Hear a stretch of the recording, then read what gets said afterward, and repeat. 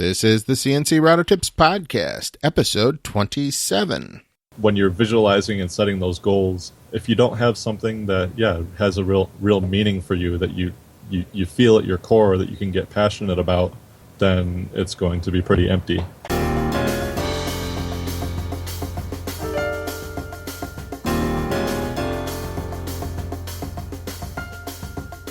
This is the CNC Router Tips Podcast, a show which answers one question from you, the listener, about CNC router tables, CNC software, hardware, web hosting, and business.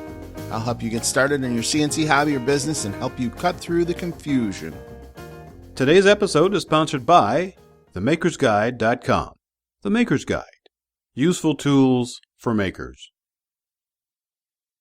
Hi, everyone. This is Bill Griggs from the CNC Router Tips Podcast, and tonight I'm talking with Jesse Hughson, who's a member of our Facebook group, the CNC Router Tips Facebook group, and I think you'll love hearing what his story is, because he's making some really unique products through his CNC. How are you doing tonight, Jesse?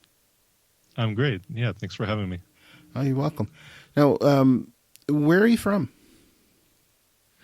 I'm in Rochester, New York, so not too far from your neck of the woods, I believe. Yeah, we're about an hour and a half away. How you came to my attention was through the Facebook group, because you're doing some really unique things with CNC. In fact, you're fairly new to CNC, but let's go back before the CNC. What were you doing when you first heard about CNC? When I first heard about CNC, I was maybe 9 years old, and I was very much into robots, and my dad worked for GM, and he told me that there were robots where he worked, and I was so impressed. I thought, I was envisioning like Data from Star Trek or something like that, and then he said, "Oh no, they're not. They're not anything like that. They do a very specific task. They only do what you tell them. They work within, these type of parameters." And so I knew about it, for some time, but didn't have any real hands-on experience with it until about the past years, when I really got into it. And I did have some exposure in high school through an Explorer Post program that I did, but it was an after-school program once a week for maybe 10 or 12 weeks for 4 hours or so, and I got to operate some CNC machinery, lathes, vertical mills, and I made a cannon. There were several different projects you could pick out to do, but I got some very basic introduction to the machine and the tooling and for various processes. Okay, so once you got going in that, I mean, was that something that opened up doors for you as far as thinking of projects different ways? Maybe that you could tackle different things. I guess at that point it still seemed very out of reach to me. Only in the past few years have they become something that are really common in homes. So I always, at that age, I thought that maybe I'd have to go work in a factory in order to use that type of equipment. And from what I could see of how much my dad enjoyed his experience working in a factory, that wasn't something I wanted to do at that point. But it was intriguing to kind of learn. So, Jesse, what kind of work are you doing? So now I build custom circus equipment, mainly a piece of equipment called a sear wheel, which is spelled CYR. It's named after the last name of the inventor, Daniel Sear.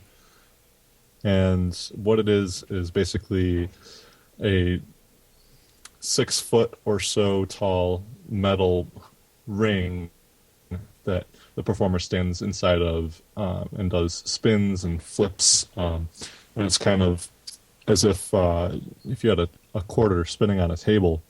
The the wheel spins about like that with the person inside it. So it's very gymnastic and acrobatic. Yeah, And it's hard to describe. Much easier to get when you see it. It's like a guy standing inside a giant hula hoop, but you combine that with ballet, basically, dance. It's very fluid, very beautiful motion. I'm reminded of the Vitruvian Man. Da Vinci's famous illustration. When I see someone in a sear wheel. Yep, that's what. That's the other thing I'll often use to describe it to people. Yeah, I've just got to ask. Now, one doesn't just wake up one day and say, I think I want to make circus equipment. There's got to be a backstory to that. Yeah. So, my father on the side always did juggling. He did a little bit of clowning and vaudeville and unicycle riding and stilt walking, just for fun as a passion, a little bit of side work. And so I always had exposure to different performers, circus performers and enthusiasts. There's also a very large juggling community here in Rochester, so yeah, I juggle different poorly. Juggling toys and balance toys were I was constantly exposed to growing up. So being around that made it seem a little bit more accessible. But I first saw a sear wheel back in 2012 on the internet, and I just saw it was so hypnotizingly beautiful to me that I wanted to try it. I had to get into it somehow, and the cost was prohibitive, so I started researching how to build one. And as soon as I started telling people that I was planning to build one. What's that? No, you said the cost was prohibitive. I'm curious, back in the day, how much did a sear wheel cost when you first saw them? Then the average price was around... Yeah, back then the average price was around $1,200, and it's come down a bit. Yeah, so I started researching how to go about building one. And as soon as I started talking to people about this idea, everybody that I knew that was involved in the circus community in some fashion told me that I should start selling them if I learned how to build them. And from that point, it took about 2 years for me before I got around to building my first one. But after I built my first one for myself, I had a sale within a week, and it's just been ongoing since then. Now, how did you find enough information about them to go about, getting started building these? There's a guy named Corbin Dunn who has built several for himself and put up all the information on his blog. And so his blog was very useful to me, as well as a friend of mine who is a sear wheel performer who used to work for Cirque du Soleil. I was able to inspect his wheel and figure out some materials and techniques just by reverse engineering what he had. Okay. So what is Corbin Dunn's blog? It's called corbinstreehouse.com. Roughly how old are you? I'm 34 years old. You're 34 years old. Okay. And you've been at this sear wheel project for how many years? Going on 2 years now. Okay. So you're 32. You have an idea that you want to build a sear wheel, and you tell your friends, and they're all like, yeah, go for it. We love it. If you make them, we'll buy them. That was basically what happened. Yeah, except for that original conversation happened when I was 30, and I didn't actually get around to building one until I was 32. And I'd kick myself in the butt for that every day. If I had gotten started 2 years earlier, it would be quite a thing right now. So I don't know what kind of work you were doing at that point, but did you have access to machine tools and things like that? A bit, yeah. I was in construction. I had a handyman business and was doing woodworking. and I had somewhat of a wood shop set up, and a lot of the equipment that I have for the wood shop can cut aluminum, as well as I had drills and bits and things that I could machine aluminum with. Pretty much at that point, the main thing that I needed to buy was something to bend the tubing. Mm-hmm. So other than that, I had most of what I needed to start making them. Okay. And you decide that you're going to make them. You take 2 years of research through Corbin's Treehouse, and moving on. What held you back from getting started when you were 30? I guess I was just holding myself back, telling myself it would be a waste of time and money. Life was pretty busy. I had just become a father at that point, and it was a big undertaking to take the time away from work, take the time away from family, and start researching where to get the materials, and just it was a lot of other than having to get a tubing bender, there was a lot of time and materials investment in order to get something that would work right. So I just kind of talked myself out of it, telling myself it would be just for fun and self-serving rather than something that might have a big payback. Mm-hmm. So yeah, I've been through that where you get an idea and you want to execute it, and then you start doubting yourself. In fact, I do that with many of the ideas, and it's really a tough situation to be in because you never know, when you start doubting yourself whether you're actually missing an opportunity that could have been the thing that you were meant to do. How did you overcome that self-doubt? Well, let's see. I don't know if I so much overcame it, or as it was just kind of like the only thing I could think to do to move forward at the time. So it came. So it was. I was 30 years old when I started thinking about building them, and then I just let it drop for a couple of years. At the time I was having a lot of back problems that were being aggravated by the work I was doing, and I was trying to find a way to get out of that. And we were at the public market one day, and I see a guy performing there on a sear wheel, and I stopped to talk to him, told him I was thinking about building them, and he told me I'd be a fool not to start because it was starting to really take off. At that time there was only 3-4 people on the continent who were building these, and so it was kind of then or never, I realized, and I was looking for a change of business, so I did it. Put some materials and equipment on a credit card and crossed my fingers, and within a week of building my first wheel, I had made my first sale as well. So it just immediately worked out and has been going ever since. How long did it take you to build your first wheel? I may have put 60 or 70 hours into it in the first week, between trying different techniques, driving all over town, trying to find the right materials here locally. Now I have everything ordered in because I get things custom manufactured for the proper fit. But my first wheel was, it worked. It came together just fine, but it was kind of janky, I guess, is the word that they're using these days. Mm-hmm. So now you built your first wheel. Was that your wheel, or was that a wheel for someone? Yeah, I built it for myself. And there's a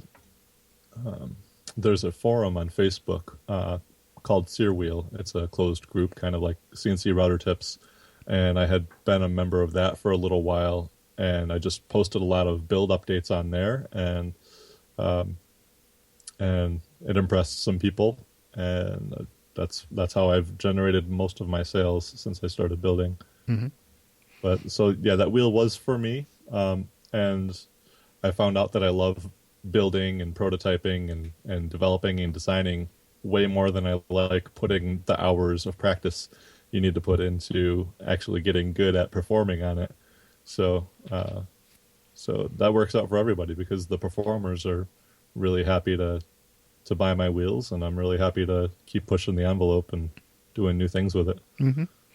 So now you're in a very niche or niche, if you will, market. Very small number of performers and very small number of people who recognize this, but it's growing. And why do you think that is? I feel like circus arts has gotten a lot more popular just in the past 5-6 years. Mm-hmm. So that's a piece of it. I see a lot more fire spinners, jugglers, flow artists. A lot of those talents are kind of categorized under flow arts, Mm-hmm. or like balanced toys, things like that. And so that's really grown. But sear wheel is a new thing in itself in the past 15 years or so as well. The inventor, Daniel Sear, up until the past 10 years or so, was the only person who had one, who had built them and was performing on it. And so it's growing in popularity just because it's new and more people are finding out about it. Mm-hmm. Now, how is Sear spelled? CYR. Okay. For anybody that's out there looking for more information on these, they can look under, do a Google search for CYR wheels, Sear wheels. So you were hand fabricating these, and were you working alone at this point? Yeah, fabricating by hand with a manual tubing bender, and just in my home-based shop. And are you still doing that today? Now I have an assistant / co-owner. We're trying to figure out all the details to set it up as a worker collective. But I have a coworker named Laura who is just at the point where she can build an entire wheel on her own, which is really exciting, and that's going to help kind of shoot things forward, being able to give her a lot more responsibility. Mm-hmm. How have you set yourself apart from other sear wheel makers in this space so far? I do a lot of customizations, basic sear wheels. Some of them are just bare metal with a PVC coating, with a PVC skin. And I've started about a year ago offering lots of varieties of powder coating colors, which instantly put me ahead of half of the other manufacturers. A lot of the other manufacturers at that time were not offering the powder coating, or I also stopped producing the non-powder coated wheels at all, just so that anything that I put out looks a lot better, and you want to have good product out there, mm-hmm. separating you, or that's a lot more noticeable. And then I also, in the months after that, started doing designs with the powder coats, like rally stripes or spirals, or half one color, half another color. And at the same time as I started getting more into the powder coat colors, I decided to build a CNC. Originally it was to drill holes accurately in the tubing for LED lights. During the process of building the CNC, learning to use it, learning what the limitations were of it, and finding out all the things that it could do other than machining metal, or at least drilling holes and moving in 2D, I realized that I could have it work with a fourth axis attachment as well, and add engravings to the full circumference of the wheels. So between all of those things, I can do a lot of different customizations that nobody else is doing in the market. So talk a little bit about your CNC. It's got 80/20 V-slot rails, 49 inches on the x-axis, 31 inches on the y-axis, and about 5 inches roughly on the z-axis. And it's a belt drive for now, just because that was way more accessible to get me started. And the belt drive has been more than enough to do what I want it to do, but I do plan to upgrade to a rack and pinion system so that I can get a lot more power and speed out of it.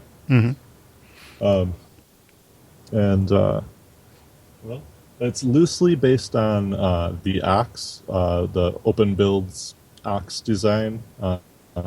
But I just looked at a lot of different machines on the internet around the time I was building it, and I took a few elements from like the X-Carve and a few elements from the Shape Oko, and kind of improvised where I needed to make other things work. It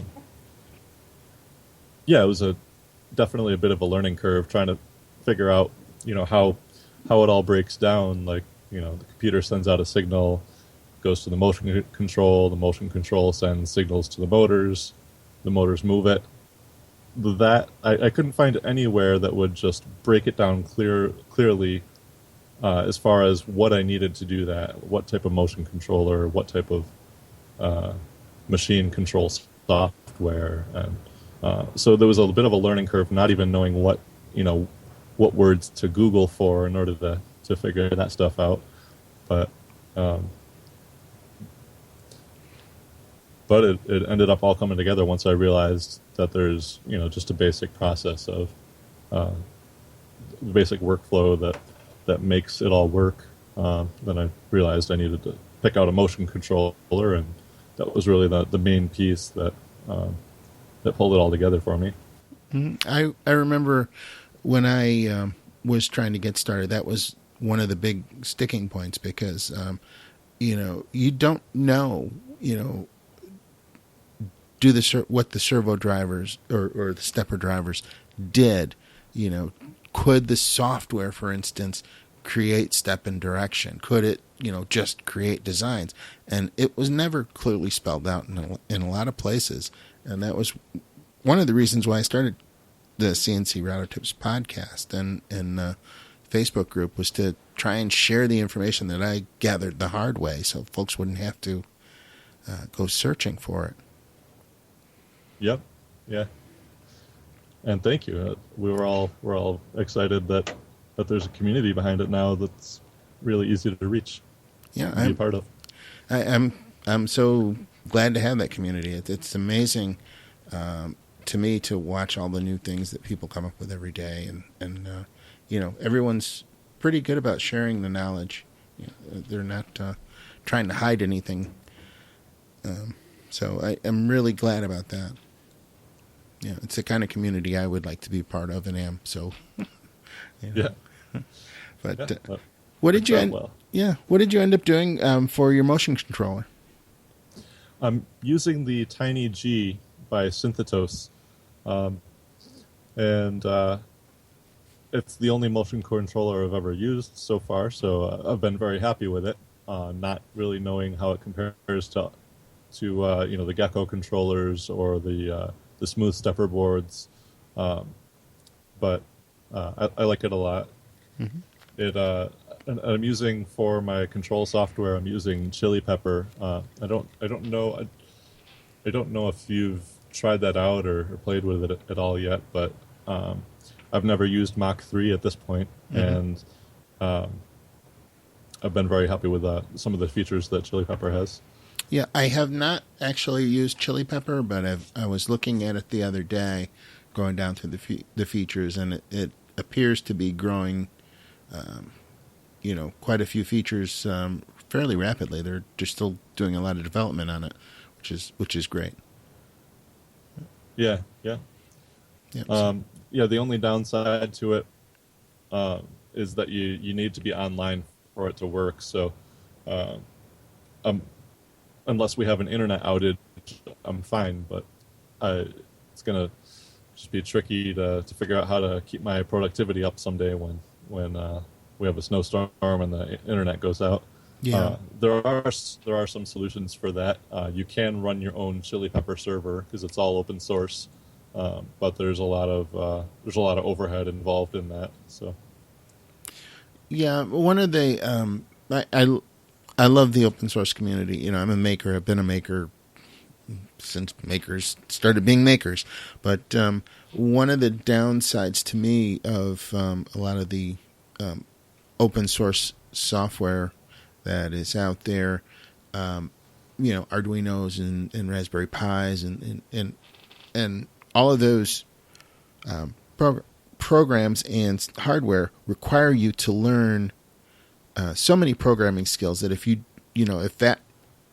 were my age, I'm 53, you may have missed some of that technology. Whereas a person your age coming out through college, they were raised on networking, network communications and web-based programs and things. So they have that skill set. Many people don't have that. right, yeah, yeah, and all I can say to that is I'm lucky to, I guess, have been raised with a lot of those skill sets from early on. So so it does work out for me, and Yep. but I definitely see the hurdle that it does present for a lot of people, even people in my age group and younger that haven't been drawn to any of that. So yeah, it's a Well, I know, I built 3D printers and that sort of thing, and you really had to, know your way around C or some other object-oriented language in order to get these things to function. And that still hasn't really changed a whole lot. But it is something that people have to begin to grasp if they want to do more than just the basics. I'm glad that the applications like Chili Pepper are out there that have already done most of these things. But if you want to optimize them or add functionality to them, you need to learn to program. right, yeah. Yeah, I'm sorry. I thought I lost you for a second. No. Yeah, I'm not a programmer myself. I can look at code and I can generally understand what it's doing and make a few hacks here and there. But with Chili Pepper, I haven't had any need other than programming G code, which is going to behoove you for any CNC software you're running. Other than learning some basic G code commands, I haven't had to learn any programming for Chili Pepper, and it has some great modules built in that I really depend on for what I'm doing. Like there's an auto leveling feature that you can probe the surface of the material that you're about to cut, and it will automatically adjust your Z values for any warpage or unevenness.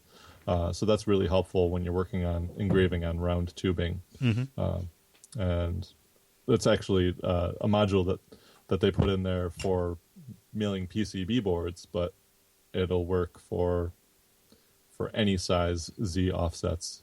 And then there's other little functions that you'll probably have built into any control software, like touch plate, and neat little things like it'll send me a text message when I hit an M6 tool change or when it's reached the end of the program. And yeah, I've just come to like it, and hope to see it continue to grow. Yeah, no, that does sound like very useful functionalities. It's definitely not something that is common or has been done to my knowledge in Mach 3. But Mach 3 is a different beast. It is not designed to be online. Yeah, yeah. And everything is connected now. There are a lot of folks who, when they're running machine tools, don't want it to be connected to the internet because, auto updates and things like that through like the operating systems like Windows or whatever can take control of the machine. And when you have a larger machine, that can be very dangerous. Yeah. So I don't know, how Chili Pepper deals with that, but that'd be an interesting thing to look into. Yeah. Are you talking about like a malicious attack on it, or like it just sending random gobbledygook code and then causing your machine to crash? Oh, let's just say a new version of Java comes out and it automatically begins to update your system, and you're in the middle of a cut, and so the clean signals that it's supposed to be getting from the processor get interrupted and overridden. Yep. Yeah, that I'm not too sure about. I haven't had any issues like that myself, but I can't say that I've known whether or not any updates have come through when I've been in the middle of a job. So yeah, it's one of the typical things that we end up doing with most of ours is we'll lock down the machine, we'll turn off auto updating, we'll turn off screensavers and power saving modes and things like that, so that the program can't be interrupted while you're cutting. Yeah, but I'm pretty sure that Chili Pepper probably has that sort of thing taken care of. The guy the main developer, John Lauer, has done a great job with it. He seems to be very thorough, so I'd be surprised if he hadn't built in some type of protocols for how to handle something like that. Okay, John Lauer. I'll have to talk to him about it sometime. It sounds... It was intriguing. It had a much more mature interface than I was expecting. So, maybe that's I don't want to be a CNC snob or anything, but it was really much further along than I had expected. So I was very happy with that. So it's pretty cool. So is your controller Arduino based? No, it's Tiny G. It's a standalone board made by Synthetos, so it is compatible with Gerbil or Gerbil. However, I think that it's running its very own firmware at this point. The Tiny G firmware. I think earlier models were, I believe that they were Arduino compatible. But I can't be quoted on that. Okay. So no, it's as far to my knowledge, it's not currently wrapped up in Arduino at all. Okay. Yeah, this is just more or less for my curiosity, because the CNC is becoming more and more accessible and less expensive through things like Tiny G. And, some of the Arduino-based controllers and some of the Raspberry Pi-based controllers. So I was just curious, what the Tiny G was and did. So, yeah, it'll handle 4-axis motion. And I think that the version 9 that they're... I'm crossing my fingers that it'll come out soon because I want to play with it. I think that it'll actually support 5-axis motion. And the board will itself, with a 24 volt power supply, it'll put out 2.5, 3 amps per motor. But you can run you can run those outputs through another driver and put out 10 amps or whatever for whatever size motor you want. I've actually seen there's a guy on YouTube, I forget his name right now, but he has used a Tiny G with a Shape Oko, gotten much bigger rails, and he's got NEMA 34s on it, 1600 ounce-inch motors that are just massive, and he's like, it's a scary looking machine running off of a Tiny G and Chili Pepper. And so, it's kind of cool what how extensible, everything is, how accessible and extensible it is now. Yeah, I'm trying to imagine a Shapeoko with NEMA 30. Well, he's basically yeah. rebuilt the entire thing. I think that he actually still had the end plates from the Shapeoko, Yeah. but he replaced the rails. He replaced all the I think it was a rack and pinion. He must have had a rack and pinion on it with those size motors. But yeah, NEMA 32s are pretty beefy. I have one on the top end of my milling machine, and they're nearly 4 times as large as the NEMA 23s that I was using. It's quite large for the motor size, so that ought to be interesting. Yeah. So let's get back to the steer wheel for a second. Now we're off into your CNC machine, and you're using this now in what capacities with the steer wheel? Well, I've used it all throughout my prototyping through different designs for the LED steer wheels that I'm making, which is a standard steer wheel with individually programmable LEDs built into it. So it's got hundreds of multicolor LEDs that can be programmed to display patterns in endless sequences. So in order to fit LEDs into it, I've tried a few different methods. The first one was by drilling holes in the wheels at very specific spacing to match up with the LED strips as they come from the manufacturer, so that the light can shine out from inside the wheel, and that worked out okay.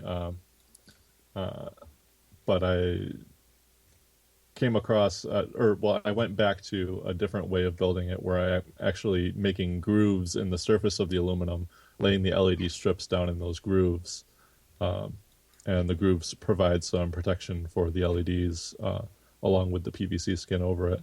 So I'm also using it to mill grooves into my aluminum stock tubing.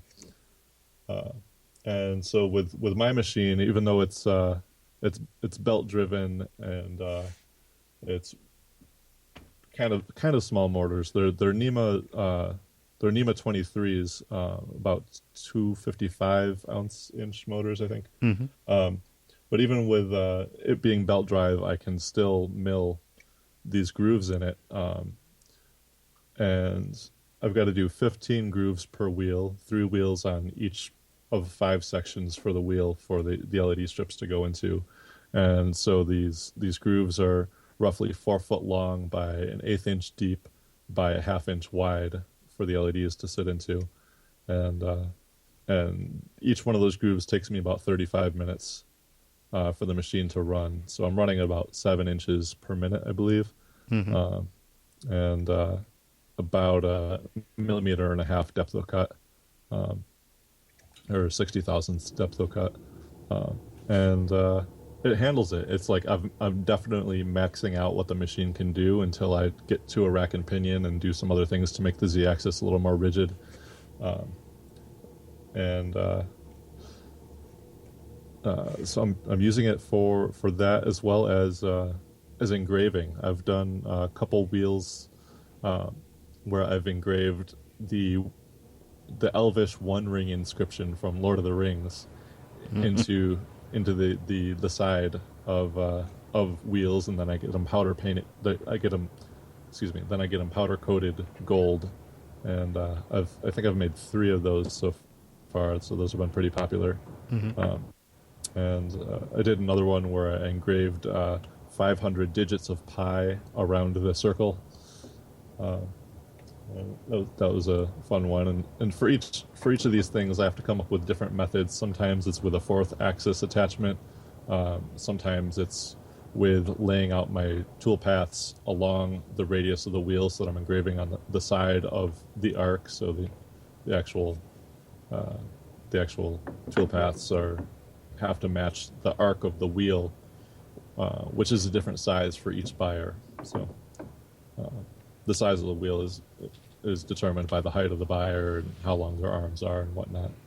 So each of these is custom made to fit the performer. Yes. Yeah. Yeah. It's amazing. Yeah, that brings a whole nother level of process into this, because you have to sit down and do CAD for each and every wheel. Yeah, when I'm doing an engraved wheel or an LED wheel, then the numbers are going to be completely different, but from wheel to wheel. And I've come up with ways of making that more repeatable. Like I've got templates just in SVG files of all the different size arcs that I need, and then when I'm doing my design, I can lay it out on a radius path that's already the proper radius, so it's with iteration and trial and error and trying new things, I've found ways to get the workload down. But a big part of the work that I do is development and research with all the new things that I'm trying. And I really love that. The CNC is just done giving me worlds of possibilities that are that I can try to ascend to. Or I'm losing my words here, but Mm-hmm. yeah, the CNC has made so many things possible, and the thing that I really love about what I'm doing is that it's kind of a new market to be working in. There's a lot of new things to try, and so CNC definitely adds a lot of fun into that development process. So now let's talk about your customers for a second. Now, someone calls up, or how did they contact you when they're trying to get a sear wheel generally? Generally through Facebook or Instagram. Okay. So somebody hits you on Facebook and they say, look, I want you to make me a sear wheel. How much input does the customer have into what your final product is like? Oh, it's completely up to them. The color, the size, if there's an engraving, the what type of bolts are used, the weight of the wheel. Different weight of wheels are better for different types of different performance styles. So there's many different ways to go, and so yeah, my business is mostly about connecting with people and trying to make their dreams, for the sear wheel of their dreams into reality, and that's a fun place to be. Yeah, it's really the ultimate form of business, because you're making exactly what your customer wants, and that takes a lot of time and effort to have the conversations that you need to understand the problems that they would have, and this come up with solutions that work. Yeah. There's a lot of weeks where only 20% of the work that I'm doing is actual production, and where half the week might be just sending messages to people, and trying to finalize designs, or just in CAD, or a lot of the overhead, a lot of the hours of the business do not go into actual production. So that's been a big realization for me in the past year or so, but also a really fun one, because I've realized that, like, okay, my business model is not manufacturing. My business model is in trying fun new things, and maybe I'm not producing something every day, but You're innovating. but I'm innovating, and people are happy with what I'm doing. And I think a lot of people, I didn't realize that was going to be possible, or going to be a big part of my business. And when I realized like, oh, that's the business that I'm in, it was very exciting. So now, do you ask for a deposit up front, or how does that work? yeah, I take full payment up front. Oh, really? Yeah, Excellent. yeah. There's times where I'll arrange a payment schedule with people. I'll try to work with them if they want to send me, a portion of each paycheck for a few weeks or whatever. But 90% of the time, I take full payment up front. It's almost like Kickstarter. Yeah. Yeah, like a Kickstarter. I look at my customers more as backers because I'm constantly developing new things and giving out kind of like backer updates on what I'm working on, and so yeah, that model works really well. It's a pre-order system basically. Now, you're in what end of the spectrum as far as pricing goes in the steer wheel community?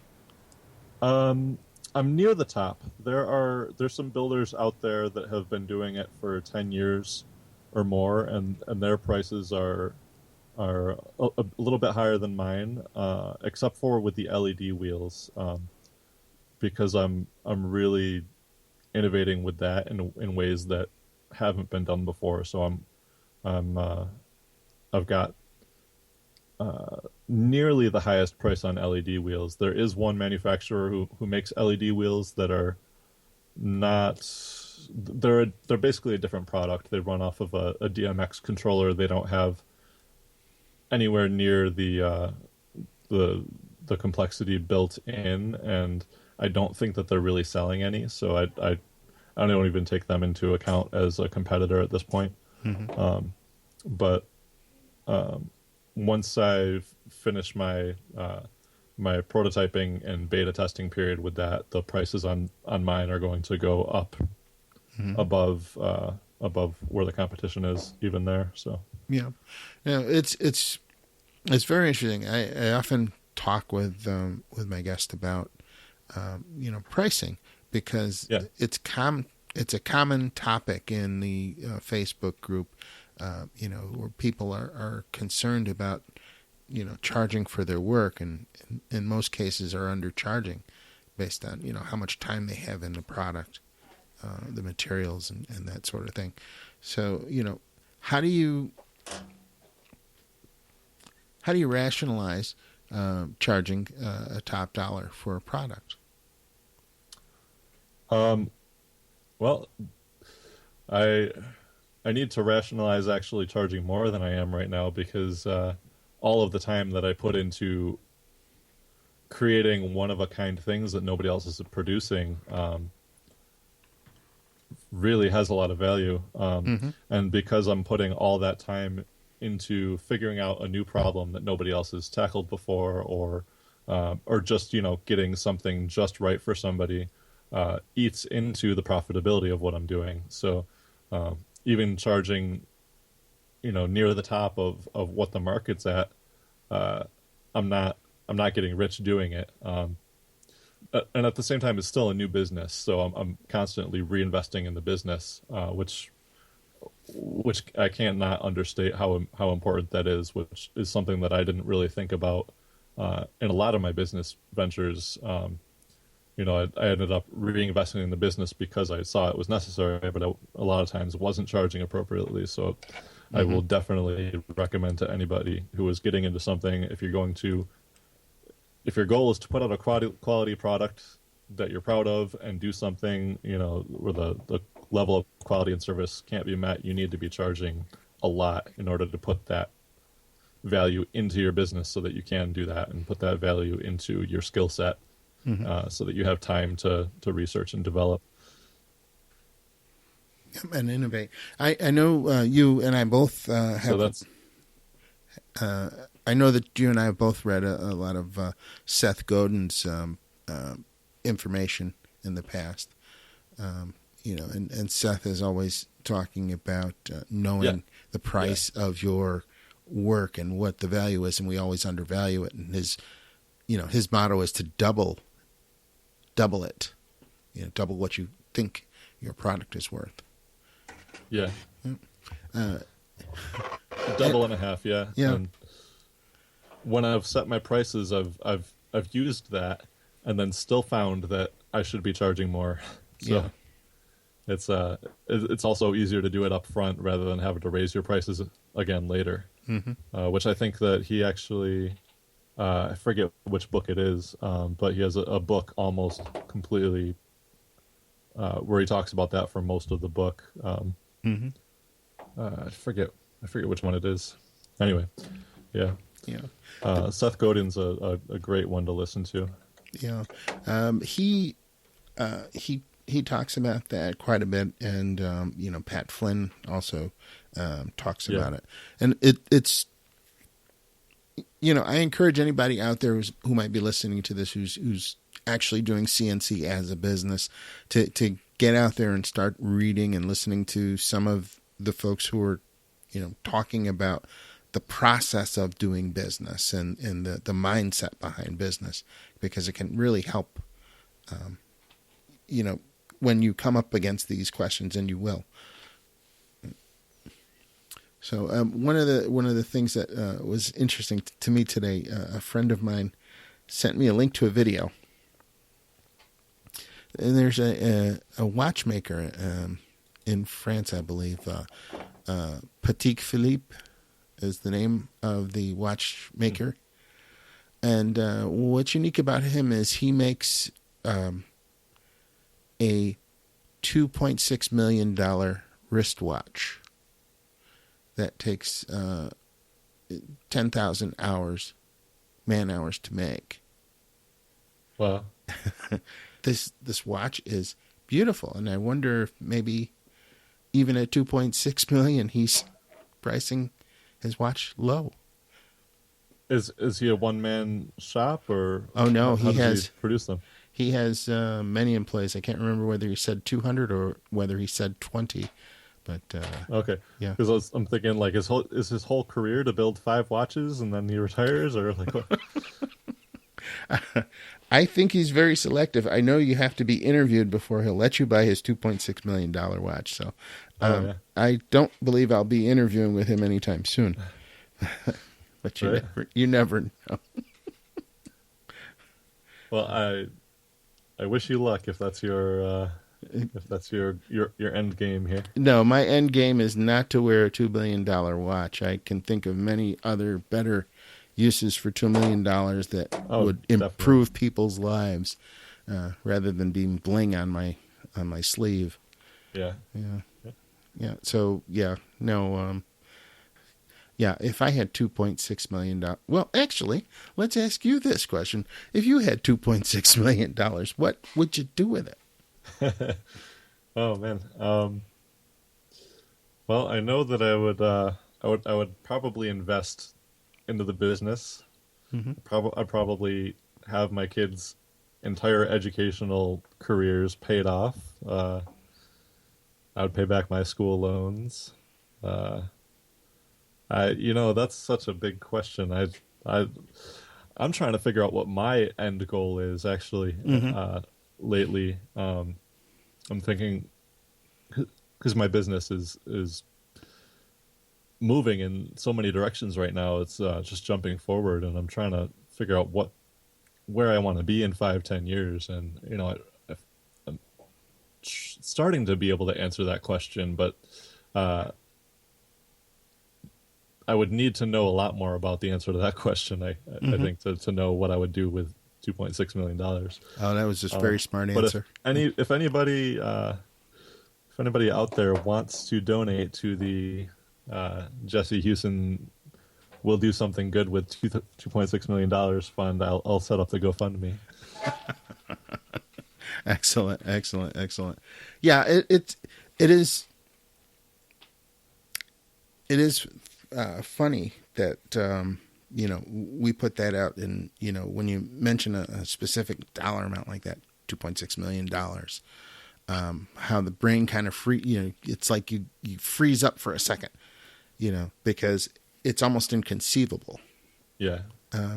But the reality of it is, with a product that sells for the dollar amount that a sear wheel would sell for, if you work the math backwards, and which this is something I encourage everyone to do, you can figure out how many steer wheels you have to sell in order to make $2.6 million. Yeah. And then And that's revenue or profit? Well, you choose. But the point is, once you've done that math and you've figured it out backwards, then you can begin to develop systems and plans to execute on something like that. And that's the part most people miss. Yeah. They never do that math. And they said, well, let's take a typical example. Most guys say they would love to make $100,000 a year. Okay. Well, what goes into that? If you've got a $50 product, then it takes a lot more product to generate $100,000 a year of gross income than it does with a $5,000 product.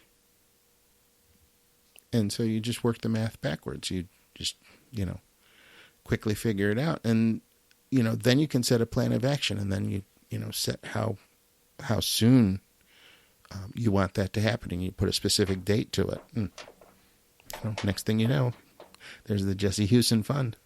Yeah. I'm starting to work on some of that stuff right now. I've actually been. Have you heard of the book The Morning Miracle? Mm-hmm. Or The Miracle Morning? The Miracle Morning. Yeah. What's the author's name? I've heard about Elrod. That's right. Yeah. Yeah. So I listen to a lot of audiobooks because I don't have time to actually sit down with a book and read, so I get to listen to podcasts and audiobooks while I'm doing manual labor in the shop here. Mm-hmm. But I've been listening to that, and he talks a lot about setting affirmations and visualizations, and that's powerful stuff. And I knew it was powerful because I've done some of that in the past, but I've never with the focus, I guess, that I have been since I started listening to that book. And I'm on my second listen right now because it's so good. But getting deeper into it, beyond visualizing like, oh, I want to have, a Tarmac milling machine, or I want to have, this, or I want to have my business be at that place. Mm-hmm. The deeper you get into it and visualizing like, okay, well, what will I do with that? What will it feel like to have that? How is that going to affect my life? What other things in my life do I want to have and visualize? Makes me, the more you try to clarify that vision, the more it makes you ask those questions. Like, well, what is the end goal? Like, how is this going to serve, something greater than just like my want or desire for this? And, so I think that's a very big question people should be asking is, what do I ultimately want out of what I'm doing? And then, working back from that, rather than just the financial goal of it. I'm having trouble clarifying what I'm trying to say here because I'm still in the process myself, but I'll let you go. I think you're saying it beautifully, actually. The point of the whole matter is, if you don't know where you want to go, how will you know when you get there? And when you ask people who've gone out and they've achieved some form of wealth or other, whether it made them happier, the answer is almost always no, it didn't make them happier. And part of the reason for that was because they hadn't really figured out why they wanted the wealth in the first place and what they planned to do with it.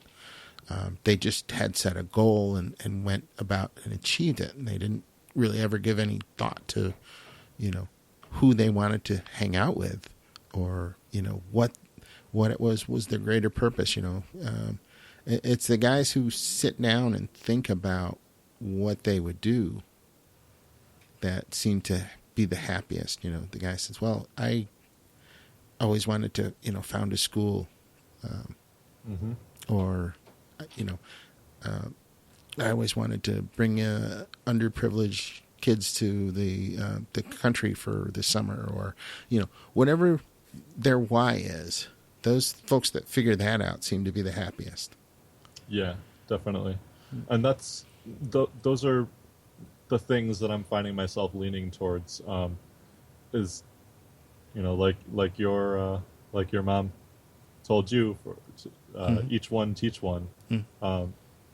That's the thing that I can attach like the most meaning to out of everything that I'm doing right now, is that people can use these skills to build tremendous opportunities for themselves and for their communities, and I want to find a way to share that somehow. Today's episode is sponsored by The Maker's Guide, creator of the Triple Edge Finder. Get the edge you need, save time and frustration on your CNC project, and make setup a snap. Save time and material. Set up your workpiece on your CNC router table faster than ever. Accurately set your Z-axis height first time, every time. Automatically locate the corner or edge of a workpiece. Reset your starting point in the middle of a program. Quality crafted right here in the USA on US-made CNC machines. Get the edge you need today. Go to www.themakersguide.com/edge. The Maker's Guide. Useful tools for makers. Like your mom told you, each one teach one. That's the thing that I can attach like the most meaning to out of everything that I'm doing right now, is that people can use these skills to build tremendous opportunities for themselves and for their communities, and I want to find a way to share that somehow. And yeah, I'm trying to visualize how that's actually going to come about through what I'm doing. But when you're visualizing and setting those goals, if you don't have something that has a real meaning for you, that you feel at your core, that you can get passionate about, then it's going to be pretty empty. Yeah, I can't believe you remembered my mom's quote. That's awesome. Thank you. Oh yeah, yeah. But it is true, and it's one of those things that I hope to talk more about in other episodes with other people, because I learn so much from people when I hear what it is that's driving them to do the incredible things that they're doing. Anyone who's seen one of your sear wheels or the videos of it, all lit up and pulsating, and someone spinning around in it like effortlessly, gets the sense of the beauty and the thought that went into just creating that art. And you just know that there's more than just somebody making a giant hula hoop behind this. That's one of the things I think that drew me to it, is that it's such an expression of freedom. It looks like they're flying. It looks effortless, and just it just looks like a physical manifestation of possibility. Mm-hmm. Like, wow, this is possible. Like, whatever this is that I'm looking at is, I think that's inspiring to me, and that's why I love producing these, and I'm glad to hear that comes through. Oh, it does. It really does. The first performer I saw was a female performer doing this, and I remember thinking that if she wanted to, her skill, she could have been a ballerina, she could have been a gymnast, she could have been any of those one things, but her expression was through the cry wheel, or the sear wheel. Excuse me. Yep. Yeah. Yep. Yeah. It looks like cry wheel. People say it a lot. Yep. Yeah. But if you haven't seen it, you should go and check out the video that I'm going to link to in the show notes that shows performance with it, and you'll get it. It's as simple as that. Oh, I think I might have wanted to say some more stuff about open source at some point. Please do. But I don't want to. We're pushing past 11 o'clock already, so I don't want to hold you up at all. Nope. No. Go ahead and say it.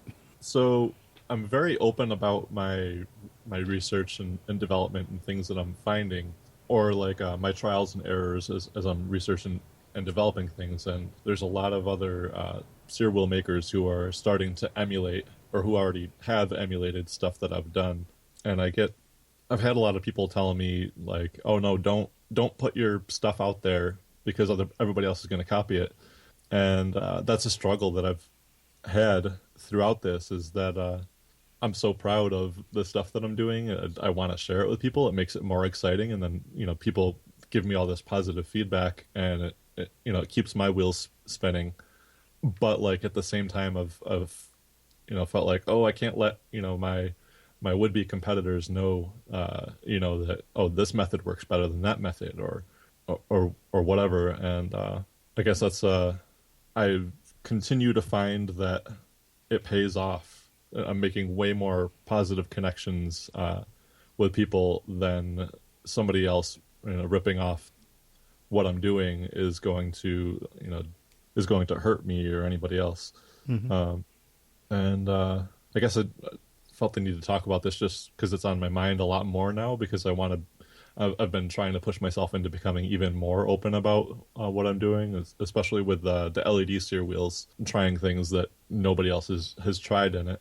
At the same time as, like, yes, it's helping out people who would want to compete over the same thing. I think it's if you are developing a product and you are considering open sourcing or like sharing your innovations, I've been finding it so far to be more helpful in all areas than harmful to be completely open with what I'm developing. Because that's my brand and my marketing that I'm also creating.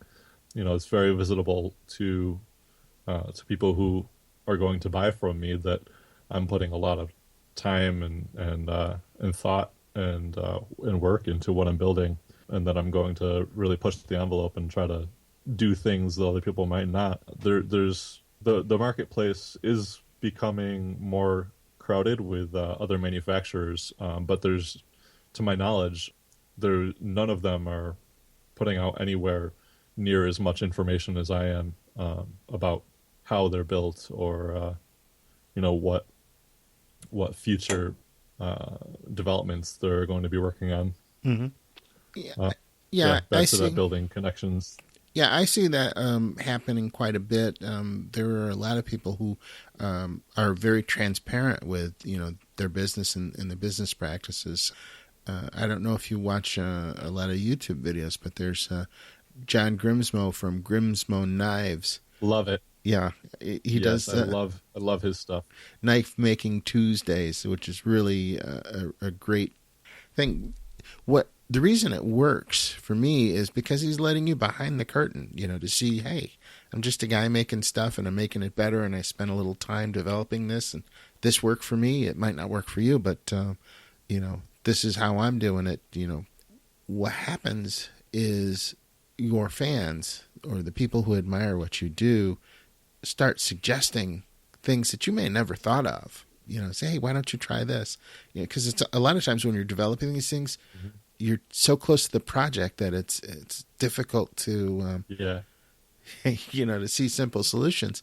But because you're so open with it, people want to help you, and they want to have that contact with you, the artist, because it makes them somehow feel more relevant, I guess. And I think it's a really cool way to do business. Definitely. And I've experienced that many times where I show what I'm working on. Like recently with the batteries, you helped out with that as well. Mm-hmm. I was trying to find various batteries that had that would have enough ampacity to power the wheel and be easy to recharge, and of a size that would fit inside the tubing. And one of my previous customers who works at a vape shop, the mm-hmm. vaporizer, the cigarette electronic cigarette solution, Yep, he recommended a battery that they use for those, and that it ended up being the perfect thing. And but John Grimsmo is a huge role model for me right now, because I feel like I'm on the same path, and mm-hmm. It's a very similar market. It's kind of a niche collector's kind of market. Yeah, he's a lot of the same skill sets and mm-hmm. and branding, branding philosophy. Because when you think about it, no one actually. What's that? So when you think about it, no one really needs a $500 pocket knife, but the fact that you got to see everything that went into it makes you realize that that pocket knife is really worth a lot more than $500. Yeah. Yeah, definitely. It's the value that you can give more than it is the actual product. Like the value is not just the physical product. Yeah. And John Grimsmo has been talking a bit about the lean manufacturing model. And Paul Akers' book, 2 Second Lean. Anybody who's thinking about doing any kind of manufacturing or is already doing manufacturing should listen or read 2 Second Lean by Paul Akers. I just started listening today, and my mind is just blown. It brings a lot of concepts that you kind of try to do just instinctively, but don't really have an understanding of how to really focus those instincts. Reading more about lean manufacturing, and especially that Paul Akers book, 2 Second Lean, is going to be huge.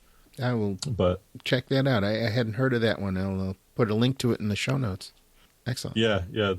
So, if I don't know if John Grimsmo has ever even heard of me. I'm pretty sure I'm not on his radar, but he'd be a great guest to have on the podcast.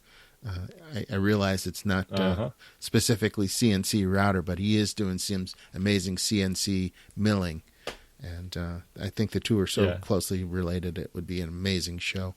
Definitely, yep. I actually tried to reach out to him to see if because he's only about 2 hours away from Rochester as well.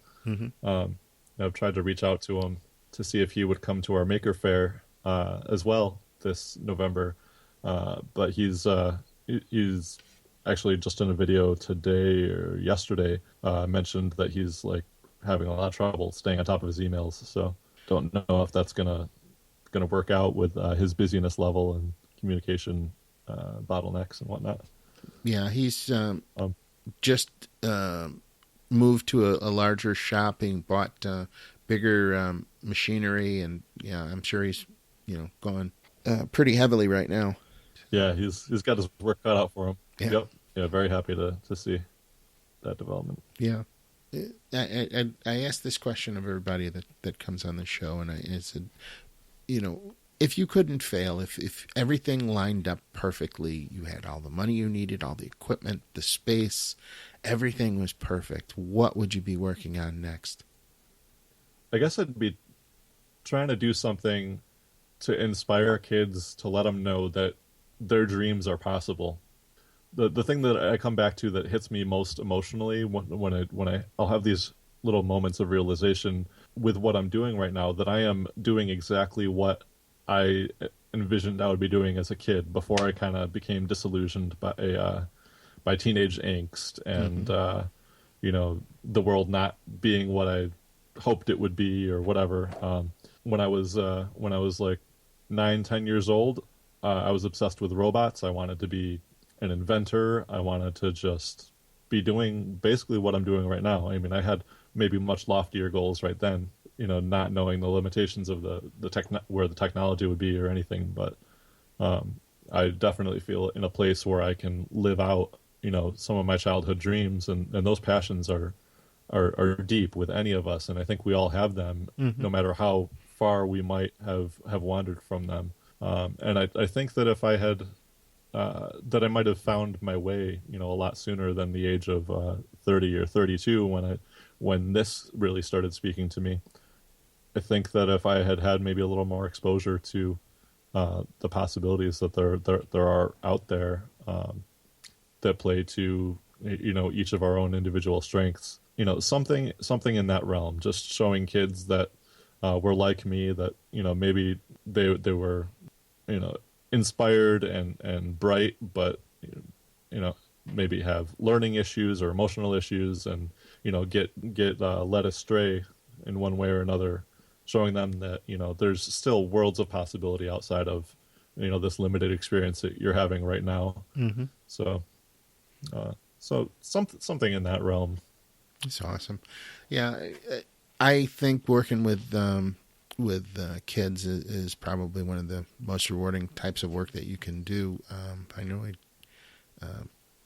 I've done things in the past that, have really made me appreciate the limitless possibilities that these kids have when they apply themselves. I did a lot with the Hugh O'Brien Youth Leadership Program. Very good program. And it teaches the kids to think for themselves and to try and go after their dreams instead of waiting for permission to go after their dreams. And that's a very valuable lesson. Yeah. So, I applaud your choice. Okay, what's next for Jesse Hughson?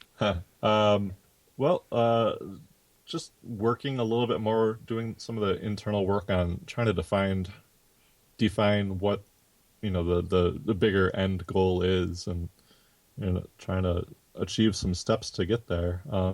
I do have some ideas for how to start doing more like outreach or help inspire other people, as far as maybe in podcasting or more videos, or I actually put in an application to do a local radio show about the maker movement and entrepreneurship. And so it's all vague right now, but something moving forward with that stuff. Mm-hmm. It's awesome. You should keep us posted on that. All right. How do people get in touch with you? Facebook generally. Jesse Hughson on Facebook. My personal Facebook page is open to all. I pretty much use it just for business. Yeah, send me a message or just take a look at what I'm working on. I often mention many different types of software during the episodes, and hardware and cutters, and it can get a little confusing. So what I did was I put together a page on my website, cncroutertips.com/resources. And on that page, I list all sorts of resources there, from books to tools to software, all the things that I use that make my CNC experience better and easier. And I hope you'll check it out. So again, it's cncroutertips.com/resources. Now, if you'd like to have your question featured on the air, here's how. Need help? Ask me about your CNC router question on my podcast, the CNC Router Tips Podcast. I'll be glad to help, or try and get you the help you need. I want this podcast to be a fun and personal experience for everyone, and helpful. So let's keep it real and ask sensible questions. Please use common sense and show courtesy to everyone. That way everybody wins. Here are some guidelines to ensure that your question is qualified to be featured on the show. Please keep your questions under 1 minute in length. If it goes a little over that, that's fine, but don't ramble. If you have a website and URL, you're allowed to share it, but only once during the recording. Spammy or disrespectful or deeply private questions will not be considered for the podcast.